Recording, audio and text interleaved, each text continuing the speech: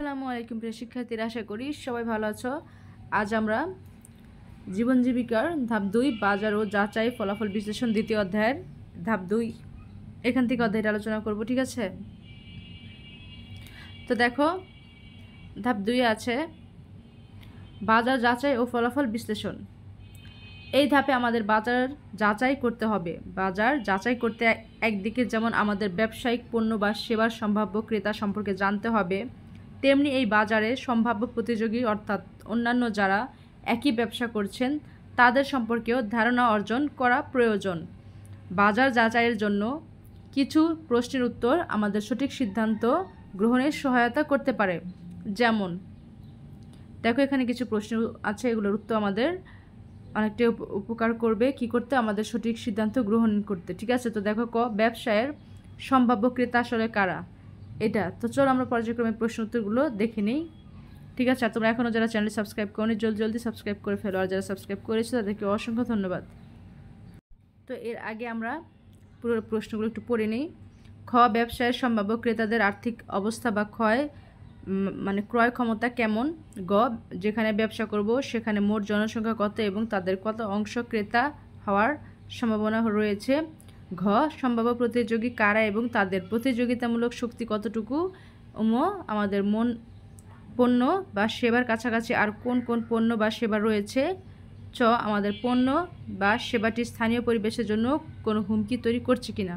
তো চলো আমরা পর্যায়ক্রমের উত্তরগুলো দেখে নিই। তো দেখো আমরা এর উত্তরপত্রে চলে এসেছি।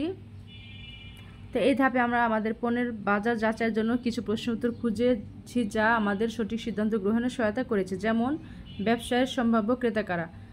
উত্তর, আমাদের ব্যবসায়ের সম্ভাব্য ক্রেতা ছিল বিদ্যালয়ের শিক্ষার্থী এবং অনুষ্ঠানে আগত অভিভাবক ও অতিথিরা। একটি দেখো প্রশ্ন, ব্যবসায়ের সম্ভাব্য ক্রেতাদের আর্থিক অবস্থা কেমন। উত্তর, আমাদের বিদ্যালয়টি যেহেতু শহর কেন্দ্রিক তাই এখানকার সম্ভাব্য ক্রেতাদের আর্থিক অবস্থা মোটামুটি ভালো। সম্ভাব্য প্রতিযোগী কারা এবং তাদের প্রতিযোগিতামূলক শক্তি কতটুকু। দেখো উত্তর, আমাদের ব্যবসায় প্রতিযোগী নেই বললেই চলে। আরেকটি দেখো, আমাদের পণ্যের কাছাকাছি আর কোনো পণ্য রয়েছে। উত্তর, খেলনার দোকানগুলোতে কিছু শোপিস রাখা হয় যা আমাদের ব্যবসায়ের প্রতিযোগী হবে বলে আমরা মনে করি। বাজার যাচাই করে আমরা ইতিবাচক সাড়া পাই, অর্থাৎ আমরা বুঝতে পারি যে আমাদের পণ্যের পর্যাপ্ত সংখ্যক সম্ভাব্য ক্রেতা রয়েছে, অন্যান্য প্রতিযোগীর সাথে টিকে থাকার সামর্থ্য রয়েছে এবং আমাদের পণ্যের কাছাকাছি খুব বেশি পণ্য নেই। তাই এবার আমরা আমাদের ব্যবসায়ের আইডিয়া বাস্তবায়নে এগিয়ে যাব।